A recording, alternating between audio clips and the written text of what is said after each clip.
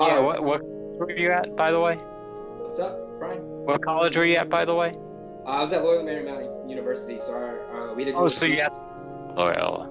Yeah. We Okay. had to do a senior thesis film, and so we did that. And so my exit strategy was trying to learn what I can to like, it's like, what skills do I need to get into the door, right? So like, my senior year, instead of taking 3D part 2 or whatever they called it, I was like, can I do an independent study with Jay Leva and learn storyboarding? Like, even though he already taught me storyboarding, like I was like, let's continue these lessons because this is what I want to do once I get out.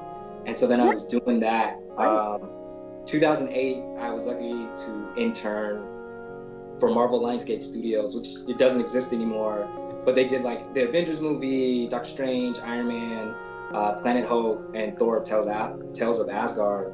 And I was working on Planet Hulk, and then that's when I met Phil Barassa, who ended up being the character designer at Warner Brothers. And I would bug Phil on DeviantArt about like drawing and stuff like that. So like my DeviantArt.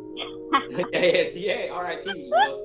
Like God bless DeviantArt. It's Sorry. still around. Continue. No one uses it. But yeah, like my strategy was just, you know, it was just honing skills and trying to meet as many people I can and get as much advice, because I knew like I wasn't there yet artistically. Like I was like, well, I need to get better at drawing. And then once I get better, then maybe things will work out. I would still apply for jobs, you know, but then, you know. Well, so when you graduate, what kind of jobs were you going for? So did you know you wanted to be a board artist, or were you aiming for design or something else and completely entirely? I was aiming for boards, but here's the thing, how it's set up. Like when I was in school, there's like, oh, you don't have the skill set yet, but you could be a revisionist. But then there wasn't that many revisionist jobs being offered at that point in time. And so then I was just like, yo, I just need a job while I hone my skills. And so my brother and his friend Gary, they had jobs as QA testers. So then I applied to be a QA tester, and that job is easy to kind of get at that time because it was just like, you just need a high school diploma. Like you just need to learn how to read and write and type shit. So then I was like, cool, $10 an hour to play video games. So like I would do that. And then I worked on the first Call of Duty Black Ops, and that shift was like insane. It was like 6 p.m. to 6 a.m.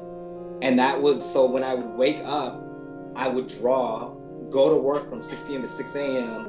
and just do that all over and over again. And then I got in this weird place where like, I was like, you know, I was, it's hard to say, like, I was a good QA tester because there's no way, you know what I'm saying? Like, all that database is closed off. Like, it was like, no way would nobody know. I, like, found, like, 3 showstopper bugs that kind of delayed Black Ops for, like, probably a day.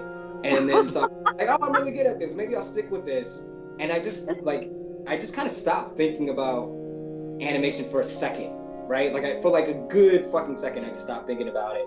And then I ended up at Naughty Dog working on Uncharted 3, and I was just like, just thinking like, well, this is it for me. That's a really good game. Yeah. That would be it for me. If I was working on Uncharted 3, I'd be like, yeah, I'm gonna draw. But if it's not your passion, that's a type of profession where if it's not your passion, it can get I've heard it can get quite difficult. Yeah, no, it definitely that. Working at Naughty Dog is like, man, they put a lot.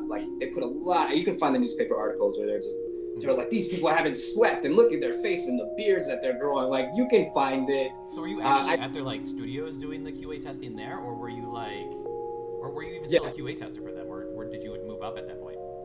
No, I was a QA tester at Naughty Dog, and I remember my first day. They were like, I had lunch with Damon and Odie, who were like the managers. And they're like, oh, what'd you go to school for? I was like, animation. And they're like, what the fuck are you doing here? And I was like, oh, I need a job. And they're like, I can respect that. And like, it got somewhere, like at some point in time, one of the QA testers used to be like a cosplayer, and he like cosplayed as Gambit one day. And like, I drew like a Gambit drawing, and he was like, oh my God, you can draw? And I was like, yeah. And so I just kept drawing. When I started drawing at work, and I just like, oh yeah, I forgot I need to do, you know what I'm saying? It's like, I started drawing at work, and you just get so caught up in that environment, and then everyone wants to know the cool artist. Everyone wants to like be friends with a person who can like just quickly draw something good. It's just such a valuable skill, and it earns you friends. And as a kid, it keeps you from being made fun of.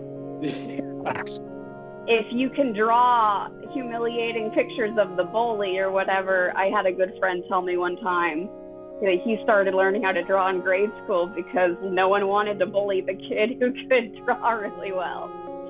I wish that was the same out here. I don't think it was. It was just like, oh, look at this fucking drawing anime, you know? It's just like, all right, fuck you. Yeah. A little bit different, but still, it's a useful skill. It makes you popular, especially in certain environments.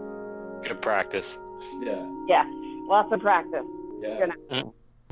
Should I do the intro again, or are we good to go? No. Great. Oh, there we Yeah, go. let's We're go. good. So there was an intro, and then there was about 45 seconds to a minute of awkwardness. That will serve as our musical intro today, just us rambling about nothing. And now, here we are.